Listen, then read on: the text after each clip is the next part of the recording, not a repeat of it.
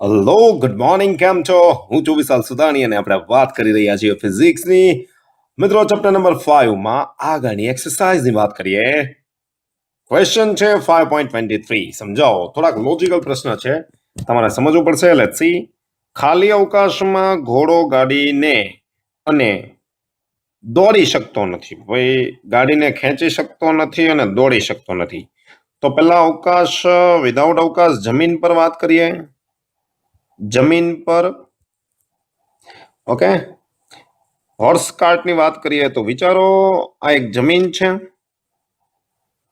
અને અહીંયા એક કાર્ટ છે ભાઈ એક્ઝેક્ટ કાર્ટ નહીં દોરાય પણ તમારે સમજી લેવાનું છે ભાઈ આ કાર્ટ છે ઓકે અને કાર્ટ સાથે આગળ ઘોડો હશે અને અહીંયા પડ્યું ઓકે તો આગળ વધવાની ક્રિયા ઘોડા દ્વારા થતી હોય એટલે જેમ કે હું અહીંયા જો ઘોડાની ઇમેજિનેશન કરું તો કંઈક આવી થશે તમે થિંક કરી શકો છો આ ઘોડો છે બરાબર છે સમજી લેવાનું ભાઈ સર આવો થોડો ભાઈ વિચારી લો ભાઈ શું ફરક પડે વિચારો ઘોડો જ્યારે પગ વડે બંને પગ વડે લાગતું બળ હું પરિણામી લઉં છું એ બંને પગ વડે અહીંયા જમીન પર એક ક્રિયાગત બળ લગાડશે જે તમે જોશો તો કંઈક આવું લાગશે આ પાછળ તરફ આને એક્શન ફોર્સ કહેવાય એક્શન ક્રિયાગત બળ ન્યૂટનની ગતિના ત્રીજા નિયમ મુજબ ક્રિયાગત બળને સમતુલ્ય એવું આગળ પ્રતિક્રિયા બળ લાગે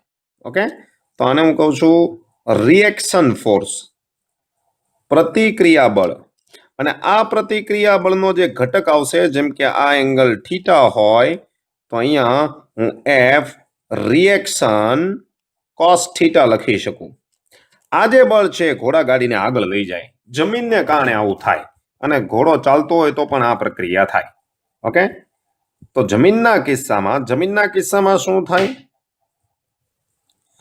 તો ભાઈ ઘોડો જમીન પર ક્રિયાગત બળ લગાડે છે અને ન્યૂટનની ગતિના ત્રીજા નિયમ મુજબ જમીન ઘોડા પર પ્રતિક્રિયા બળ તેટલા જ મૂલ્યનું લખી શકાય તેટલા જ મૂલ્યનું પ્રતિક્રિયા બળ લગાડે છે રાઈટ અને આ પ્રતિક્રિયા બળનો ઘટક જોજો આ પ્રતિક્રિયાગત બળનો કયો ઘટક જમીનની સપાટીને સમાંતર ઘટક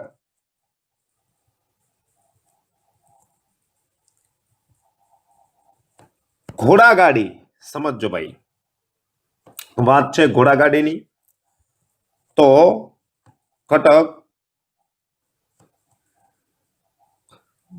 ઘોડા અને ઘોડાગાડી ચલાવવા માટે જવાબદાર છે ઓકે તો આ વાત કરીએ જમીનની હવે ચાલો અવકાશ હોય તો જમીન તો હોવાની નથી તો એનો અર્થ કે પગ ક્યાં ટેકવે જમીન પર પગ ટેકવી શકે ત્યાં તો જમીન જ નથી તો પગ ટેકવી ન શકે એટલે એવો કોઈ ક્રિયા નહીં થાય તો પ્રતિક્રિયા બળ નહીં આવે અને ઘોડાગાડી ચાલી શકે નહીં ઓકે તો આના ઓપ્શનમાં પહેલા આ આપણે સાદરૂપ અને વર્ણન કરવું પડે પછી લખવું પડે કે ભાઈ અવકાશમાં જમીન ન હોવાથી ક્રિયાગત પ્રતિક્રિયાગત બળ મેળવી શકાય નહીં અને આમ અવકાશમાં કોણ તો કે ભાઈ ઘોડો ગાડીને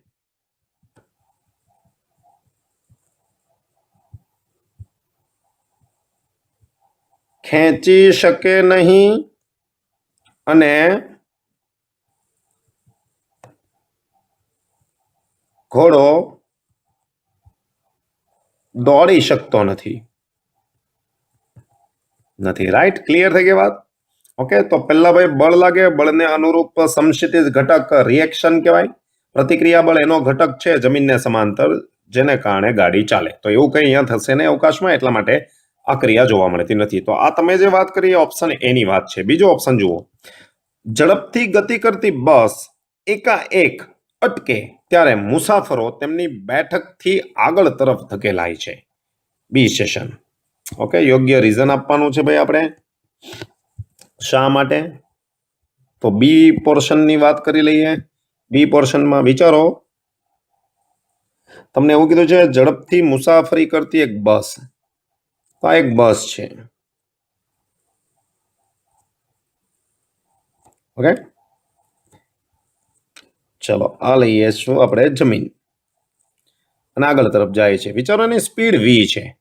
તો અંદર બેઠેલા દરેક મુસાફર ડ્રાઈવર સાથેના દરેક જેટલા પણ હશે તે દરેક મુસાફરની સ્પીડ કેટલી હશે? વી જ હશે.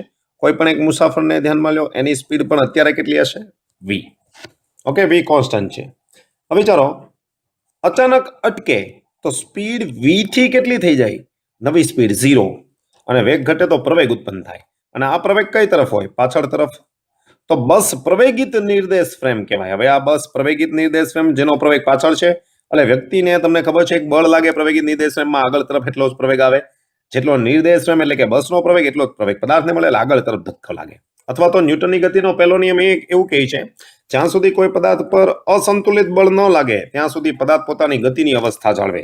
તો અહીંયા જે પણ વ્યક્તિ છે એ વ્યક્તિ વિવેગની ગતિમાં છે આ બસની નિર્દેશ ફ્રેમમાં. હવે ધારો કે બસ સ્થિર થઈ જાય તો વ્યક્તિ તો પોતે ગતિમાં રહેવાની ટ્રાય કરે, એટલે આગળ તરફ ધક્કો લાગે છે. અને જડત્વનો ગુણધર્મ કહેવાય. Is that clear? અથવા તો તમે બીજી રીતે એકાએક અટકે એટલે બ્રેક લાગે એવું પણ તમે કહી શકો છો.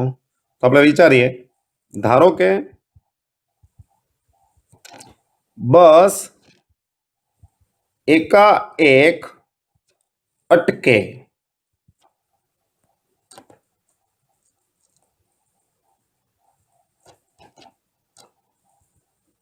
ત્યારે બસમાં પ્રતિ પ્રવેગ કઈ તરફ હોય? ગતિની વિરુદ્ધ દિશામાં.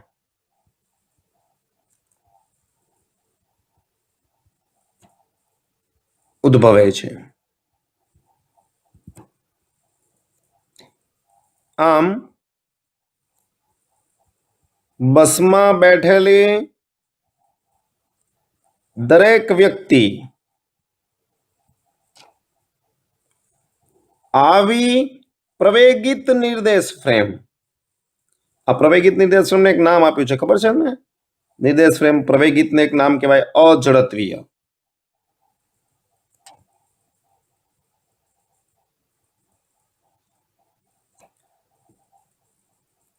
નિર્દેશ ફ્રેમમાં બસમાં બેઠેલી દરેક વ્યક્તિ પ્રવેગિત નિર્દેશ ફ્રેમમાં.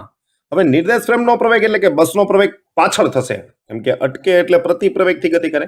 તો અંદર બેઠેલી વ્યક્તિને એટલો જ પ્રવેગ આગળ મળે, જેને તમે આભાસી પ્રવેગ કહો છો. ઓકે, આગળ તરફ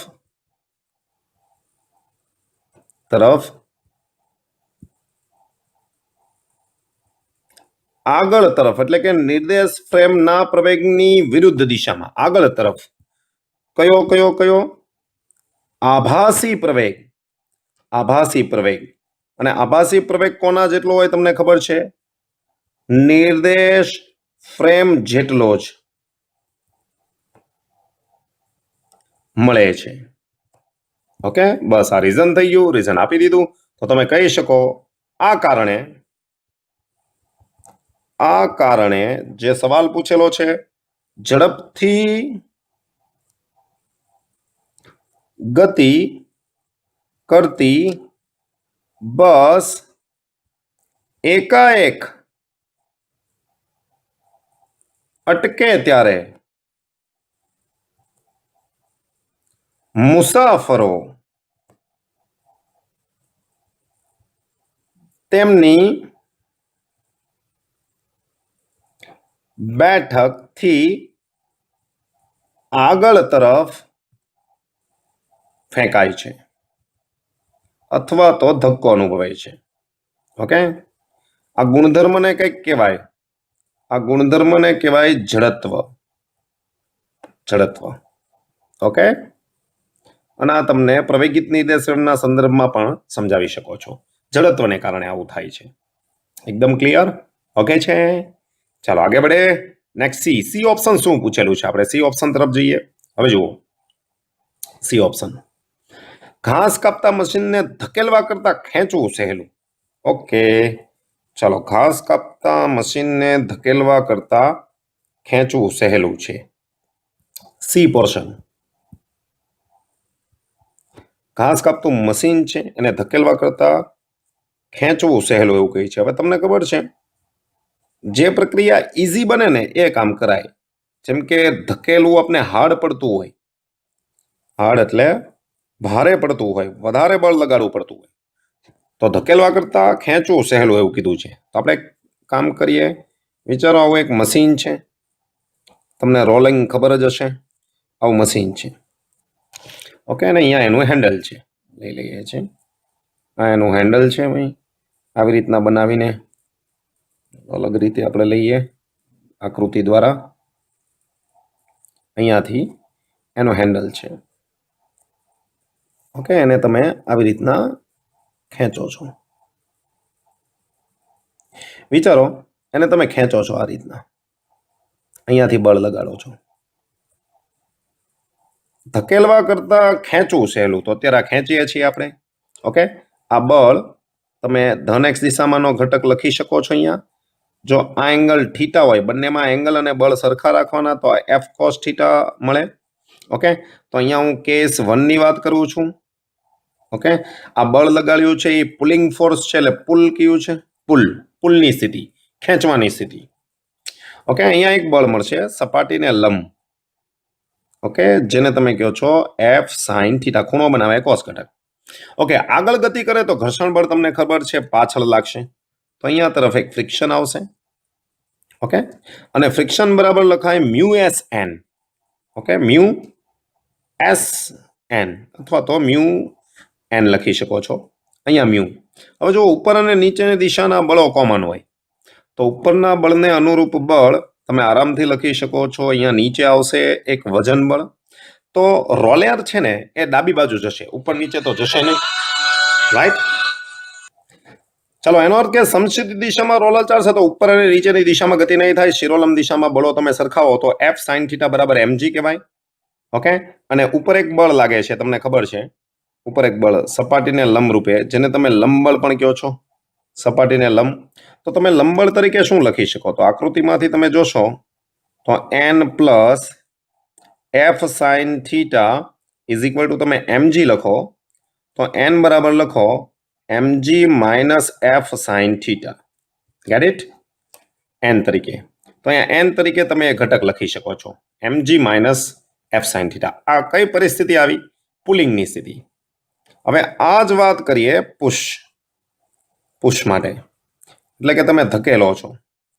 ઓકે, જે કિસ્સામાં ઘર્ષણ બળ ઓછું લાગશે એ પ્રક્રિયા સહેલી બને, એ તો તમને ખબર જ છે. તો આજ બેઠી ઇમેજની આપણે ઉપયોગ કરીએ. હું આ બાજુ પરિસ્થિતિનું નિર્માણ કરું છું, એટલે સમજવામાં સહેલું રહેશે તમને. ઓકે, આપણું રોલર છે, ઘાસ કાપવાનું મશીન છે. ચાલો, એ જ મશીન છે ભાઈ, બીજું વિચારવાનું નથી આપણે.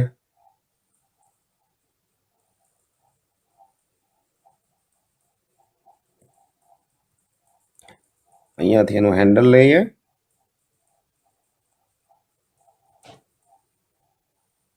અહીંયાથી તમે પકડશો. હવે આ બળ છે ને તમે આ દિશામાં લગાડશો, અહીંયાથી ફોર્સ આ તરફ, અહીંયાથી લગાડશો ફોર્સ, ધકેલશો આ બળ એફ. અને આગળની જેમ જ એંગલ સરખો જ રાખશું તો જ કમ્પેરિઝન થશે, એટલે એંગલ થીટા આવશે. ઓકે, આ બળને તમે મુક્ત સદિશ તરીકે લ્યો, જેમ કે અહીંયાથી તમે ફોર્સ લગાડો છો, ફોર્સને હું અહીંયાથી દર્શાવું તો આ એ જ ફોર્સ થશે એફ. ઓકે, આ સમક્ષિતિજ રેખા થશે, આ ખૂણો થીટા, તો આ પણ થીટા. તો આ બાજુનું બળ તમને લાગશે એફ કોસ થીટા, અને સપાટીને લંબ બળ લાગશે અધો દિશામાં, જે આવશે એફનો ઘટક એફ સાઇન થીટા. અને નીચે એક બીજું બળ લાગે જે તમે જાણો જ છો, અધો દિશામાં વજન બળ mg, સપાટીને લંબ એક બળ લાગે જેને તમે કહો છો લંબ બળ. Get it? Okay, friction force આવશે આ તરફ આવશે, જે તમે લખશો F is equal to mu N. હવે અહીંયા શિરોલંબ દિશાના ઘટકોની તમે વાત કરશો તો અહીંયા હું શિરોલંબ દિશાના ઘટકો લઉં છું, જે આવશે n is equal two mg plus f sine theta. Okay, તો ઉપરના કિસ્સામાં જુઓ અહીંયા ફ્રિક્શન કેસ નંબર 1 માં, તો કેસ નંબર 1 માં લખું છું કેસ નંબર 1 એટલે પુલ. ઓકે, હું અહીંયા દર્શાવું છું, ઉપર નથી દર્શાવી શકશો, તમને દેખાશે નહીં. તો આ પુલ છે, સોરી યસ પુલ, ખેંચવાનો કિસ્સો છે. એમાં ફ્રિક્શન ફોર્સ ઘર્ષણ બળ, તો ઘર્ષણ બળને હું પુલિંગના કિસ્સામાં કહું છું એટલે મ્યુ એન લખું છું. મ્યુ સપાટીને બધું તેજ એટલે મ્યુ બદલાશે નહીં. અહીંયા એન તરીકે mg minus f sine theta ઉપર કોર્નર પર લખેલું છે, તો અહીંયા આવશે mg minus f cos theta. Get it? mg minus f sine theta, sorry mg minus f sine theta. આ ઇક્વેશન નંબર 1. ચલો કેસ નંબર 2 માં તમે પુશિંગની સ્થિતિમાં વાત કરશો, પુશ ધકેલો, તો આ કિસ્સામાં ઘર્ષણ બળ, પુશિંગના કિસ્સામાં ઘર્ષણ બળ mu into N, same mu N કયો આવશે, એન ને એન ડેશ કયો, કોઈ ઇશ્યુ નથી. અહીંયા mg plus f sine theta. હવે જુઓ પહેલું પદ જુઓ, એમાં માઇનસ આવશે, mg માંથી માઇનસ અને આ પ્લસ થાય છે, તો નીચેનું ઘર્ષણ બળ પુશિંગમાં વધી જાય છે. તો અહીંયા કહી શકાય અહીં f pull is less than f push હોવાથી તમારું રીઝન મળી ગયું. હોવાથી શું કરી શકાય? ઘાસ કાપવાના મશીનને ધકેલવા કરતા ખેંચવું સહેલું છે, કેમ કે ખેંચવામાં ફ્રિક્શન ઓછું લાગે. રેડી? વાત એકદમ ક્લિયર? ઓકે છે. ચાલો નેક્સ્ટ ક્વેશ્ચન તરફ જઈએ મિત્રો. જો મિત્રો એક્સરસાઇઝ 5.24 આકૃતિ 5.17 એટલે તમને આપેલી છે સ્થાન વિરુદ્ધ સમયનો આલેખ છે. એમાં જો 2 સેકન્ડ પછી આ બીજી સેકન્ડ તમે જોશો તો અહીંયા ટોચ પરની વેલ્યુ આવશે. હું જરાક જોઈ લઉં તો અહીંયા આવશે, અહીંયા વેગ પોઝિટિવ છે, જો ધન એક્સ દિશામાં ઢાળ છે, પછી નેગેટિવ થઈ જાય છે, તો એક્ઝેક્ટ 2 સેકન્ડે વેગ v1 v2 નેગેટિવ થઈ જાય. ઓકે, અને ઢાળ સરખો જ છે, જુઓ 2 સેકન્ડના ગાળામાં છે. 2 સેકન્ડ પછી 4 સેકન્ડ પછી 6 સેકન્ડ, 4 સેકન્ડે ફરી પાછો ઉલટાઈ જાય હે ને, 6 સેકન્ડે ફરી પાછો ઉલટાય. તો આ જેટલા બધા ડોટ લીધા છે ને ત્યાં વેગની દિશા ઉલટાઈ જાય છે એવું કહેવા માંગે છે. Get it?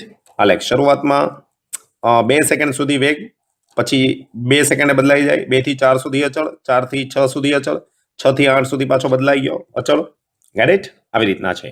તો તમે દરેક પોર્શનનો વેગ મેળવશો તો વેગ ફિક્સ થઈ જશે. તો તમને આમાં કંઈક કીધું છે, જુઓ 0.04 કિલોગ્રામ દળનો એક પદાર્થ માટે, ચલો 0.04 કિલોગ્રામ દળનો પદાર્થ છે એના માટે સ્થાન વિરુદ્ધ સમયનો આલેખ તમને ખબર છે, સ્થાન વિરુદ્ધ સમયના આલેખનો ઢાળ વેગ આપે. આ ગતિ માટે યોગ્ય ભૌતિક સંદર્ભ સૂચવો. એટલે કેવો સંદર્ભ? તો શરૂઆતથી ગતિ કરે 2 સેકન્ડે ગતિ ઉલટાઈ જાય, વેગ એટલો જ રહે, કેમ કે તમે 2 સેકન્ડ પહેલાનો વેગ મેળવશો તો અહીંયા tan થીટા આવશે, સામેનો ભાગ એટલે 2, પાસેનો ભાગ એટલે 2, 1 થઈ જશે. આ બાજુથી તમે મેળવશો તો નેગેટિવ 2 અને 2 જ રહેશે, એટલે 1 જ થશે. બરાબર છે? Get it complete? તો ઢાળ ભાઈ અચળ છે. ઓકે, બંને કિસ્સામાં મૂલ્ય અચળ છે, તો દિશા ઉલટાય છે ખાલી. જેમ કે 2 સેકન્ડ પછી વેગ અહીંયા 2 હોય અથવા તો 1 હોય તો પછી -1 થઈ જાય, પછી +1, આ -1, આ +1, આ -1, આ +1, આ -1. આનો મિનિંગ કે દિશા ઉલટાઈ જાય છે. ઓકે, કઈ સેકન્ડે? 2, 4, 6, 8, 10, 12 ને 14. હવે કીધું છે શું આગળ? યોગ્ય સંદર્ભ આપો. તો આવું કઈ પરિસ્થિતિમાં શક્ય બને? તો હું સંદર્ભ પણ લઈ લઉં છું. સંદર્ભ કંઈક આવો છે, જુઓ અહીંયા 2 દિવાલ છે. ઓકે, 2 દિવાલ છે અને આ જમીન છે એ ઘર્ષણ રહિત છે, ઘર્ષણ રહિત. આ બંને બાજુ જે દિવાલ છે એ દિવાલ વચ્ચે બોલ ધારો કે અહીંયાથી v1 વેગથી જાય છે, v1 વેગથી, અહીંયા t બરાબર 0 સેકન્ડ, અહીંયાથી નીકળો v વેગથી, અહીંયા પહોંચો t બરાબર 2 સેકન્ડ. જેવો પહોંચે એટલે એની દિશા ઉલટાઈ જશે અહીંયા 2 સેકન્ડે 2 સેકન્ડે વેગ આ તરફ આવશે જે -v થશે. ઓકે, તો આ બંને દિવાલો વચ્ચે સતત આવી ગતિ કરશે. અહીંયા ફરી પાછો કેટલા સેકન્ડે પહોંચશે? અહીંયાથી જવામાં 2 સેકન્ડ લાગશે, ફરી પાછા આવવામાં 2 સેકન્ડ, તો અહીંયા કેટલી 4 સેકન્ડ. 4 સેકન્ડે ફરી પાછો જો દિશા ઉલટાઈ જાય વેગની. ઓકે, તો 0 એ વેગ પોઝિટિવ વેલોસિટી. ઓકે, 2 એ વેગ નેગેટિવ. ચાલો ફરી પાછો અહીંયા 4 સેકન્ડે મળે તો ફરી પાછો દિશા ઉલટા એટલે +4 પોઝિટિવ. આવી રીતના છે, જો દેખાય જ છે તમને. તો અહીંયાથી 0 થી 2 સેકન્ડે જાય, પછી અહીંયા 4 સેકન્ડે આવે, પછી અહીંયા 6 સેકન્ડે અથડાય, પછી અહીંયા 8 સેકન્ડે અથડાય, પછી અહીંયા 12 સેકન્ડે અથડાય. તો આવી પરિસ્થિતિ છે. ઓકે, અને આ દિવાલ છે હું લઈ લઉં છું. આવી અથડામણ છે ને દિવાલ સાથેની, જે વેગ બદલે ને એને સ્થિતિ સ્થાપક અથડામણ કહેવાય. સ્થિતિ સ્થાપક અથડામણ, જેમાં કહેવાય છે ગતિ ઉર્જા ન બદલાય. તો પહેલા ગતિ ઉર્જા 1/2 mv², પછીની ગતિ ઉર્જા -v². તો 1/2 mv² જ થાય. જેમ કે આ 10 જૂલ મળી તો આપણને 10 જૂલ જ મળે, એને મૂલ્ય સરખા છે એટલે વેગનો વર્ગ આવી જાય. આને સ્થિતિ સ્થાપક અથડામણ કહેવાય. એટલે હું અહીંયા લખી દઉં છું ભાઈ, આ સંદર્ભ ભૌતિક સંદર્ભ કહો, આવી પરિસ્થિતિ કહી તો અહીંયા ભૌતિક સંદર્ભ લખી દઉં છું. સંદર્ભ કીધું એટલે ભૌતિક સંદર્ભ. બે દિવાલો વચ્ચે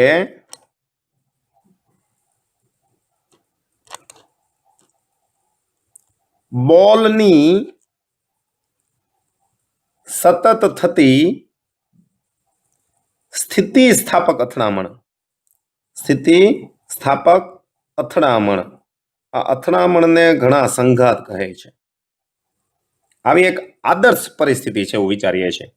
જેમ કે પહેલી દિવાલથી નીકળો, બીજી દિવાલે બોલ 2 સેકન્ડમાં પહોંચે, ત્યાં દિશા ઉલટાવી નાખે, અને 4 સેકન્ડમાં અહીંયા પહોંચે, ત્યાં ફરી પાછો દિશા ઉલટાવે. અને સમય તમારે નોંધવો હોય તો આ લખી શકો છો. t = 0 સમય, અહીંયા પહોંચે t = 2 સેકન્ડે, ફરી પાછો અહીંયા પહોંચે 4 સેકન્ડે, ફરી પાછો અહીંયા પહોંચે 6 સેકન્ડે. આવી પ્રોસેસ ચાલુ રહેશે. ચાલો, પદાર્થને પ્રાપ્ત થતા બે ક્રમિક સંઘાત. ક્રમિક સંઘાત કોને કહેવાય? તો જુઓ, 2 સેકન્ડે અહીંયા અથડાણો, અહીંયા અથડાઈ ગયો. જો 2 સેકન્ડ અહીંયા અથડાણો, કલર બદલો સર. ચાલો 2 સેકન્ડે દેખાય છે અહીંયા અથડાણો, 4 સેકન્ડે ફરી પાછો અહીંયા અથડાય, 6 સેકન્ડે અહીંયા અથડાય, 8 સેકન્ડે. આ આલેખ છે. અહીંયા આવી રીતના થાય. જો આ દિવાલ 1, 2 સેકન્ડે 2 એ અથડાય, 4 સેકન્ડે 1 એ અથડાય, 6 સેકન્ડે ફરી પાછો 2 એ અથડાય. તો આ ક્રમિક કહેવાય. ક્રમિક સંઘાતો એ બધા સરખા થવાના. વચ્ચે કેટલો સમય, વચ્ચેનો સમય કેટલો?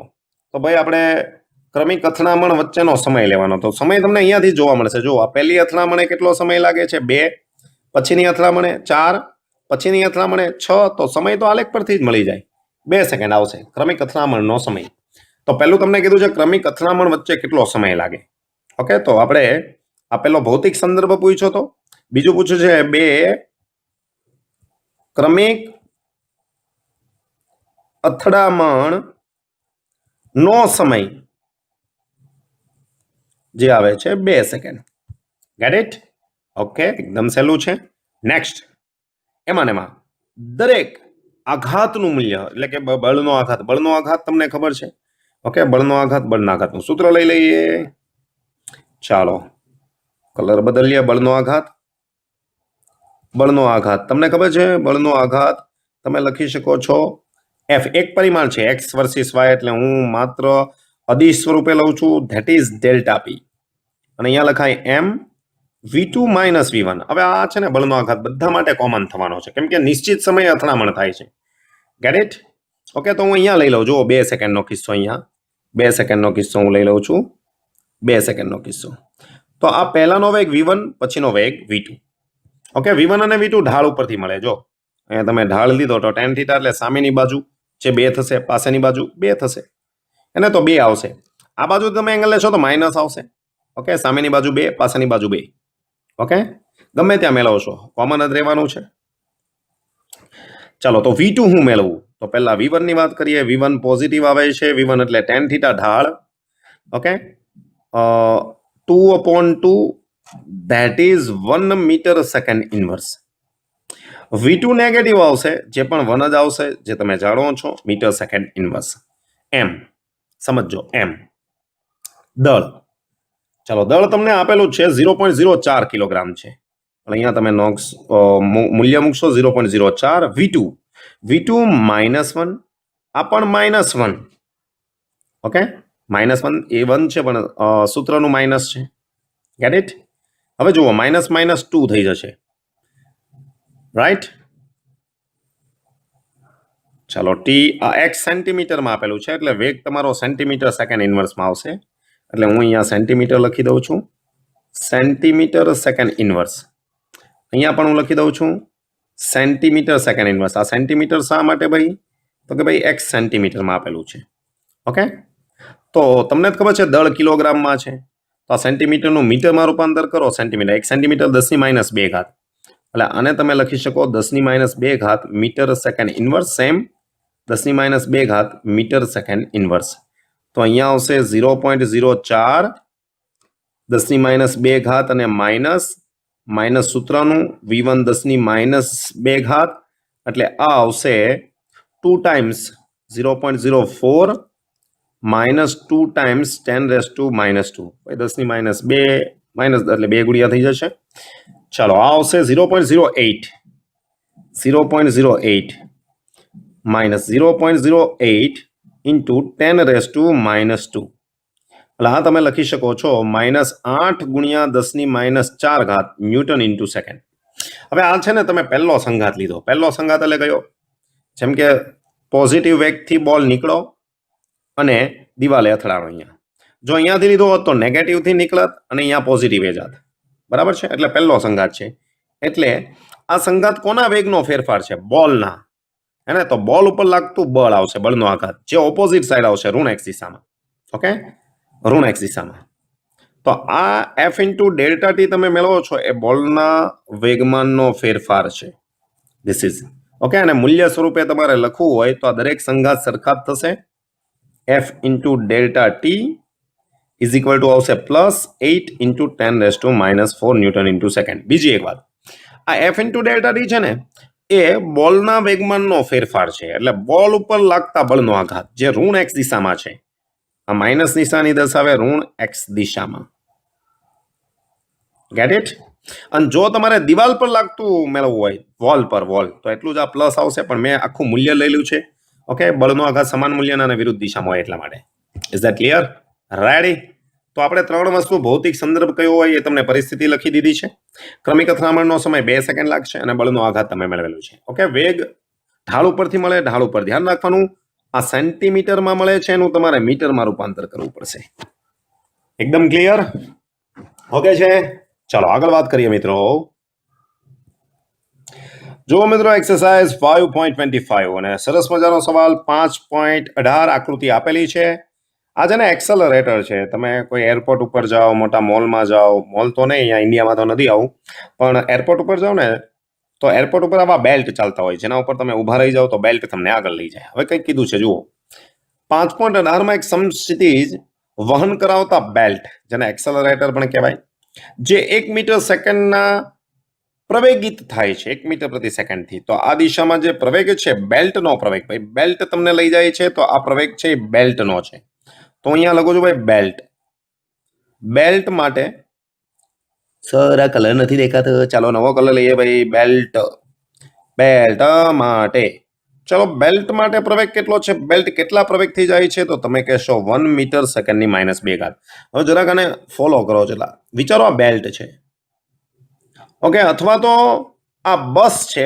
બસનું કન્ટેનરનું તળિયું છે એ તળિયું તમને આગળ લઈ જાય છે એવું જ વિચારો સમજવા માટે ભાઈ હું વિચારું છું આ કન્ટેનર છે એ જેટલા પ્રવેગથી જાય છે ઓકે જેમ કે આ એ જેટલા પ્રવેગથી જાય છે ઓકે હવે એની અંદર કોઈ વ્યક્તિ ઊભો છે તમે જાણો જ છો આ વ્યક્તિ ઊભેલો છે ઓકે આ વ્યક્તિ ઊભે છે તો તમને ખબર છે પ્રવેગિત નિર્દેશનમાં વ્યક્તિને એટલો જ પ્રવેગ ઓપોઝિટ સાઈડ મળે આભાસી પ્રવેગ જે ગતિની કઈ દિશામાં મળે વિરુદ્ધ દિશામાં પ્રવેગિત નિર્દેશનમાં આવું થાય છે તમને ખબર છે અને આભાસી પ્રવેગ કહેવાય તો એ એટલે બેલ્ટનો પ્રવેગ બેલ્ટ પ્રવેગિત કહેવાય એની ઉપર કોઈ વ્યક્તિ છે તો પ્રવેગિત નિર્દેશનમાં વ્યક્તિ કહેવાય તો વ્યક્તિને એટલું જ બળ વિરુદ્ધ દિશામાં એટલો જ પ્રવેગ વિરુદ્ધ દિશામાં મળે તો જુઓ તેના પર બેલ્ટની સાપેક્ષે ઉભેલો એક સ્થિર માણસ આ માણસ તો સ્થિર છે તમને ખબર છે બેલ્ટ પ્રવેગિત થાય ને પાછળ ધક્કો લાગશે એ ધક્કો એટલે આભાસી પ્રવેગને કારણે લાગે માણસ પર ચોખ્ખું બળ કેટલું હશે તો પહેલો કીધું છે તમને માણસ પર ચોખ્ખું બળ ઓકે, તો હું અહીંયા પાર્ટ 1 ની વાત કરી દઉં છું. પાર્ટ 1, માણસ પર લાગતું ચોખ્ખું બળ. ભાઈ માણસની વાત કરવાની, નિર્દેશ ફ્રેમ ને. નિર્દેશ ફ્રેમ છે ને આ બેલ્ટ થઈ ગયો છે, બેલ્ટ ને માણસ ઉપર. ઓકે, તો માણસ ઉપર આભાસી પ્રવેગ મળે. ઓકે, જ્યારે કોઈ પણ પદાર્થ પ્રવેગિત નિર્દેશનથી ગતિ કરતો હોય, એમાં કોઈ પદાર્થ હોય, ઓકે, કોઈ નિર્દેશન પ્રવેગિત હોય અને એમાં કોઈ પદાર્થ હોય, તો એટલો જ પ્રવેગ વિરુદ્ધ દિશામાં મળે. તો પ્રવેગ છે, બળ વડે ગુણી નાખો તો એ બળ. તો માણસ પર લાગતું ચોખ્ખું બળ એને સુડો ફોર્સ પણ કહેવાય, સુડો. ઓકે, આભાસી બળ કહેવાય. એટલે એને હું એફ નેટ કહું છું, જે આ કિસ્સામાં માણસનું દળ અને એને મળતો પ્રવેગ. આ પ્રવેગ નિર્દેશન જેટલો હોય, પણ માણસનું દળ તમને આપેલો જો 65 કિલોગ્રામ. છેલ્લે લખેલું ભાઈ, છેલ્લે અહીંયા જો 65 કિલોગ્રામ. રેડી. તો અહીંયા હું લખીશ ભાઈ 65 અને પ્રવેગ તમને આપેલો છે 1, તો આ બળ આવશે 65 ન્યૂટન. અને આની દિશા હું અહીંયા લખું છું, દિશા. ઓકે, બેલ્ટની વિરુદ્ધ દિશામાં, બેલ્ટની ગતિની વિરુદ્ધ દિશામાં આ બળ ત્યાં હશે. કેમ કે બેલ્ટ પ્રવેગિત કહેવાય. પ્રવેગિત નિર્દેશનમાં કોઈ પદાર્થ હોય તો જેટલો પ્રવેગિત નિર્દેશનનો પ્રવેગ છે એટલો જ પ્રવેગ પદાર્થને ઓપોઝિટ મળે, આભાસી પ્રવેગ, જે તમને ખબર છે. ઓકે, તો વ્યક્તિને બળ ક્યાં લાગ્યું? તો વ્યક્તિને આ તરફ બળ લાગ્યું ભાઈ, અને જે બળ આવ્યું 65 ન્યૂટન. Get it? આ યાદ રાખજો. ફાઇન, આ વ્યક્તિને બળ લાગ્યું. ચાલો આગળ बढ़े, અને આને સુડો ફોર્સ કહેવાય, સુડો. બીજી પ્રોસેસની વાત કરીએ. જો માણસ બૂટ અને બેલ્ટ વચ્ચેનો સ્થિત ઘર્ષણાંક 0.2 હોય, એટલે કે અહીંયા સપાટી, અહીંયા જ્યાં બેલ્ટને સ્પર્શે છે ત્યાં, જેમ કે અહીંયા આકૃતિમાં જુઓ, અહીંયા. ઓકે, અહીંયા નીચેની સાઈડ આ રેડ કલરનું દર્શાવું, ત્યાં બૂટ અને આ બેલ્ટની સપાટી વચ્ચેનો ઘર્ષણાંક તમને આપેલો છે. હું અહીંયા ઘર્ષણાંક લખી દઉં છું, mu is equal two 0.2. Mu S લખો, કોઈ ઇશ્યુ નથી, આનો કોઈ એકમ આવશે નહીં. તો બેલ્ટ કેટલા પ્રવેગ સુધી માણસને બેલ્ટની સાપેક્ષે સ્થિર ઊભો રહી શકે? Okay, let's see. હવે તમને ખબર છે, પ્રવેગ તમે વધારતા જાઓ, પ્રવેગ વધારો તો આ દિશામાં માણસને બળ લાગશે. હવે બળ લાગશે તો નીચે જે બેલ્ટની સપાટી છે અને માણસના જે બૂટ છે, એ વ્યક્તિ આ તરફ ખસવાનો પ્રયત્ન કરે એટલે ઘર્ષણ આ તરફ લગાડશે, તો આ તરફ ફ્રિક્શન લગાડશે, એટલે ફ્રિક્શન અહીંયા જમણી તરફ લાગશે. ઓકે, જેટલો પ્રવેગ વધે એટલું આ બળ વધે, એટલું ફ્રિક્શન વધે. તો ફ્રિક્શન વધીને કેવું થવું જોઈએ? મેક્સિમમ. હે ને? તો પાર્ટ 2 ની વાત કરીએ. પદાર્થ વ્યક્તિ ખસવો જોઈએ નહીં. ઓકે, તો આપણે મેળવવાનું છે ભાઈ, તમને કિસ્સો કીધેલો છે કે બેલ્ટને કેટલા પ્રવેગ સુધી માણસને સ્થિર રાખી શકે. ઓકે, તો જેમ કે ફરીથી એક વાત કહું ભાઈ, બેલ્ટનો પ્રવેગ તમે વધારો તો માણસને આ તરફ બળ વધે, આ તરફ બળ વધે તો નીચે એને અટકાવે કોણ? પાછળની ગતિને અટકાવે તો કોણ? ઘર્ષણ બળ, ફ્રિક્શન એ વધે. હે, તો ફ્રિક્શન વધીને કેવું થયું જોઈએ? મેક્સિમમ. ડાબી બાજુના બળ જેટલું થવું જોઈએ. તો પ્રવેગ જેમ જમણી તરફ વધે એમ આભાસી પ્રવેગ એ વધવાનો. કેમ કે આભાસી પ્રવેગ તો નિર્દેશ ફ્રેમના પ્રવેગ જેટલો હોય, બેલ્ટના પ્રવેગ જેટલો જ હોય. ઓકે, તો જેમ જમણી તરફનો પ્રવેગ વધશે એમ આભાસી પ્રવેગ એ વધશે. એક સ્થિતિ એવી આવશે, આ પ્રવેગને કારણે વ્યક્તિ ઉપર લાગતું બળ મહત્તમ સ્થિત ઘર્ષણ બળ જેટલું થાય. હે ને? તો વ્યક્તિ બેલ્ટ પર સ્થિર રહી શકે તે માટેની શરત. પણ કઈ શરત? પ્રવેગ કયો મેક્સિમમ હોવો જોઈએ? ઓકે, તો તમને ખબર છે, ઘર્ષણ બળનું મૂલ્ય આભાસી ફોર્સ જેટલું થવું જોઈએ. ઓકે, અને આ ઘર્ષણ બળ કેવું જોઈએ છે? મેક્સિમમ. ઓકે, આભાસી બળ તમે લખો છો એ, આ કિસ્સામાં પ્રવેગને લખો છો નવો પ્રવેગ એ ડેશ કયો, કોઈ ઇશ્યુ નથી, પહેલા એ કીધું હતું એટલે એ ડેશ કહી દો. ઓકે, તો આ પ્રવેગને મહત્તમ પ્રવેગ કહેવાય. આની કરતા પ્રવેગ વધારી ન શકો, નકર વ્યક્તિ પાછળ તરફ ખેંચાઈ જાય. અને આના બરાબર લખો છો તમે mu N. Okay, mu N. પણ કયો વ્યક્તિનું નીચે કયું બળ લાગે? વજન બળ. ઉપર કયું બળ લાગે? લંબ બળ. તો એન બરાબર mg લખાય. ઉપર નીચે તો ગતિ થતી જ નથી. તો અહીંયા મ્યુ, અહીંયા આવશે mg, અહીંયા m એ મેક્સિમમ. એનો અર્થ કે આવો પ્રવેગ છે પદાર્થના દળ પર આધારિત નથી, ઓકે, કોઈ પણ વ્યક્તિ ઉભેલો હોય, ઓકે, દળ વધારે હોય કે હલકું, બધા માટે આપણે ભાઈ કોમન રહેશે. તો અહીંયા આવશે મ્યુ જી. મ્યુ છે 0.2, જી આપણે 10 લઈએ, 9.8 પણ લઈ શકો છો. તો અહીંયા આવશે 2 મીટર સેકન્ડની -2 ઘાત. તો એનો અર્થ કે બેલ્ટનો પ્રવેગ મેક્સિમમ આટલો લઈ શકો.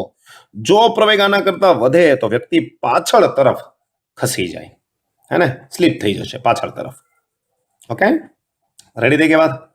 કમ્પ્લીટ. સારો પ્રશ્ન છે. ઓકે, ચાલો નેક્સ્ટ પ્રશ્ન તરફ જઈએ મિત્રો. નેક્સ્ટ જો મિત્રો, એક્સરસાઇઝ 5.26. એક દોરીના છેડે બાંધેલ એમ દળનો પથ્થર આર ત્રિજ્યાના ઉધ્વ વર્તુળમાં ભ્રમણ કરે. ભાઈ, આર ત્રિજ્યાનું ઉધ્વ વર્તુળ એટલે હું સરળતા માટે તમને અહીંયા દોરી દઉં છું. ઉધ્વ વર્તુળ, ઉધ્વ એટલે ભાઈ ઉધ્વ દિશામાં જમીનની સપાટીને લંબ. ઓકે, સરળતા માટે તમે કંઈક આવું ધ્યાનમાં લઈ શકો છો. ભાઈ, આવું એક સમતલ છે અને સમતલમાં વર્તુળાકાર ગતિ થાય છે. એટલે આઈ થિંક કે તમે અંદાજો મેળવી શકો છો. આ વર્તુળાકાર ગતિ લઈ શકો છો, ઉધ્વ સમતલમાં મેં દર્શાવી છે. અને દોરી કે જેની ત્રિજ્યા તમે આર લઈ શકો. ઓકે ભાઈ, આ એક દોરી છે, ઓકે, જેની ત્રિજ્યા અથવા તો લંબાઈ એલ કે આર લઈ શકાય. અહીંયા આર આપેલું છે. ઉધ્વ સમતલ, તો ઉધ્વ સમતલ છે જમીનની સપાટીને લંબ. કોઈ પણ દિવાલમાં વર્તુળાકાર ગતિ થાય છે એવું તમે વિચારી શકો છો. એમ દળનો પથ્થર છે. ઓકે, તો અહીંયા દળ છે એમ. અને તમને ખબર છે ભાઈ, એમ દળનો પથ્થર હોય તો એક બળ તો લાગે જ. આખા ગામને ખબર છે અહીંયા કયું આવશે આ બળ.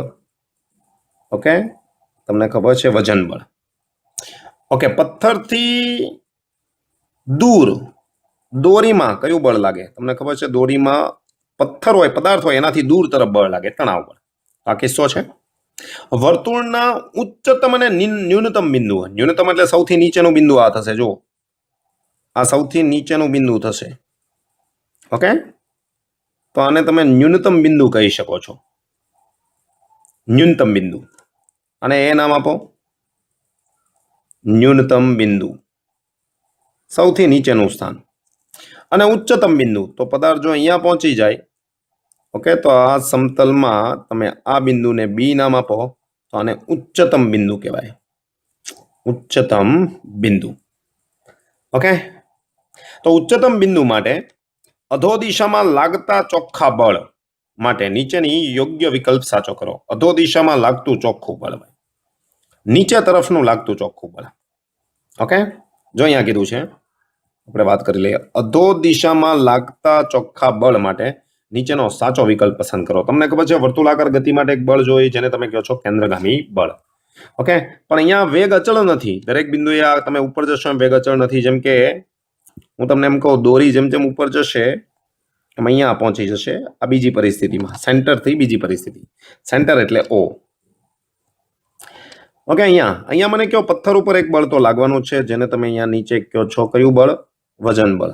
અને દોરીથી દૂર, સોરી, પથ્થરથી દૂર તરફ એક બળ જેને તમે કહેશો તણાવ બળ. ઓકે, તો આપણે બે જ બિંદુને ધ્યાનમાં લેવાના છે. વર્તુળાકાર ગતિ માટે જરૂરી કયું બળ જોઈએ? કેન્દ્રગામી બળ. ઓકે, તો વર્તુળાકાર ગતિ માટે કેન્દ્રગામી બળ જરૂરી છે. આ કેસ તમને ખબર છે. આ બધા ઓપ્શન છે. ઓકે, આ નીચે છે પદાર્થની ગતિ. ધારો કે તમે આ તરફ લેશો, આ તરફની લેશો, તો અહીંયાનો વેગ સ્પર્શકની દિશામાં અહીંયા આવશે જેને તમે v1 કહેશો. અને એકદમ ટોચ પરના બિંદુએ વેગ સ્પર્શકની દિશામાં v2 આવશે, એને તમે v2 કહેશો. ઓકે, તો આપણે પહેલા વાત કરીએ ન્યૂનતમ બિંદુ માટે. ઓકે, ન્યૂનતમ બિંદુ માટે, ન્યૂનતમ બિંદુ માટે, અને ન્યૂનતમ બિંદુને તમે નામ આપ્યું છે એ. હવે વિચારો, જો ટી અને એમજી સરખા હોત, ટી અને એમજી સરખા હોત તો કેન્દ્ર તરફ બળ જ ન થાત. કેમ? તો ટી માઇનસ એમજી 0 થાત. પરિણામી બળ 0, તો કેન્દ્રગામી બળ આવે જ નહીં. હું તમને એમ કહું, એક પદાર્થ પર ઉપર 3 ન્યૂટન બળ લાગે, નીચે 3, તો મને કહો પરિણામી બળ કેટલું? 0. તેનો કે કેન્દ્રગામી બળ મળે જ નહીં. તો આનો મિનિંગ એવો થાય, છતાં પણ પદાર્થ વર્તુળાકાર ગતિ કરે તો તણાવ બળ વધારે હોવું જોઈએ, તો જ કેન્દ્ર તરફ બળ વધે, હે ને? તો કેન્દ્રગામી બળ આવશે ટી માઇનસ એમજી. કેમ ટી માઇનસ એમજી? તો જ કેન્દ્ર તરફનું બળ. એટલે કે ઉપરનું બળ 3 હોય, નીચેનું બળ 1 ન્યૂટન હોય તો પરિણામી બળ અહીંયા 2 ન્યૂટન આવે. તો જ કેન્દ્રગામી બળ, એટલે ટી વધારે જ હોય તો T minus M G is equal to કેન્દ્રગામી બળનું સૂત્ર mv²/r, પણ v તરીકે v1 આવશે, નીચેનો વેગ જુઓ. Get it? Get it? Complete? Okay, તો આને જ તમે નેટ ફોર્સ કહેશો. પરિણામી બળ કેન્દ્ર તરફ મળશે એફ નેટ. તો એફ નેટ બરાબર ટી માઇનસ એમજી. ઓકે, આ નીચેનું તણાવ બળ વેગ અલગ અલગ છે એટલે તણાવ બળ કોન્સ્ટન્ટ નહીં હોય, બદલાતો. એટલે આ તણાવ બળને હું T1 કહી દઉં છું, તો અહીંયા હું T1 લખી શકું. ઉપરના તણાવ બળને T2 કહી દઉં છું, આકૃતિમાં જુઓ. Get it? Get it? તો T1 માઇનસ એમજી અથવા તો એમજી માઇનસ T1, મૂલ્ય તો સરખું જ રહેશે. Okay, complete? ન્યૂનતમ બિંદુએ. ચાલો બીજું લઈએ ઉચ્ચતમ બિંદુએ. ઉચ્ચતમ બિંદુ માટે ઉચ્ચતમ બિંદુને તમે બી કહેશો. ઓકે, નો પ્રોબ્લેમ. હવે જુઓ, ત્યાં મને કહો ત્યાં ઉપર તરફ કોઈ બળ જ નથી, સીધું નીચે તરફ જ બળ લાગે છે. આ વર્તુળાકાર પદ છે, રેડ કલર હોય, કોઈ તાર કે કઈ છે નહીં. તો મને કહો કેન્દ્ર તરફ બે બળો થયા. એક તો થયું T2, બીજું થયું mg ઇઝ ઇક્વલ ટુ આવે mv²/r, અને આને જ કહેવાય નેટ ફોર્સ ઉચ્ચતમ બિંદુએ.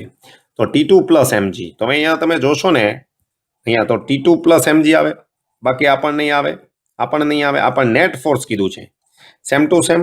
આપણને નહીં આવે, આપણને નહીં આવે, આપણને નહીં આવે, આ જ આવશે T1 માઇનસ mg કે mg માઇનસ T1. આખું તમારે લખવું હોય તો T1 માઇનસ mg.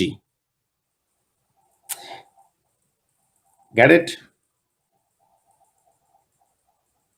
ઓકે, એટલે આવો કંઈક કેસ આવશે તો તમારો ઓપ્શન એ સાચો પડશે. અહીંયા નીચે લખ્યું છે T1 જુઓ, અને આ વેલોસિટી અચળ નથી ને એટલે તણાવ બળ જ લે. જો વેગ અચળ હોત ને, મતલબમાં ઝડપ અચળ હોત ને તો બધે તણાવ બળ સરખું જ હોત. એટલે આવું આવી કેન્દ્ર તરફનું બળ વધી જાય એટલું યાદ રાખવાનું. અને નેટ ફોર્સ કીધું છે, નેટ ફોર્સ, રાઈટ? તો અહીંયા આવશે તમારો વિકલ્પ કયો આવશે? એ. તો આનો આન્સર આવશે ઓપ્શન એ. Get it? જે આવતો એ લખી દેવાનું. Is that clear? આકૃતિને ફોલો કરજો એટલે આવડી જશે. કમ્પ્લીટ વાત? ચલો તો અહીંયા લેક્ચર અટકાવીએ છીએ આપણે. ફરી પાછા આવા નવા વિડીયો સાથે, નવા એક્ઝામ્પલ સાથે અને નવી કેટલીક ટ્રીકો સાથે ફરીથી મળશું. ત્યાં સુધી જય હિન્દ, જય ભારત, વંદે માતરમ. મિલતે હૈ બ્રેક કે બાદ.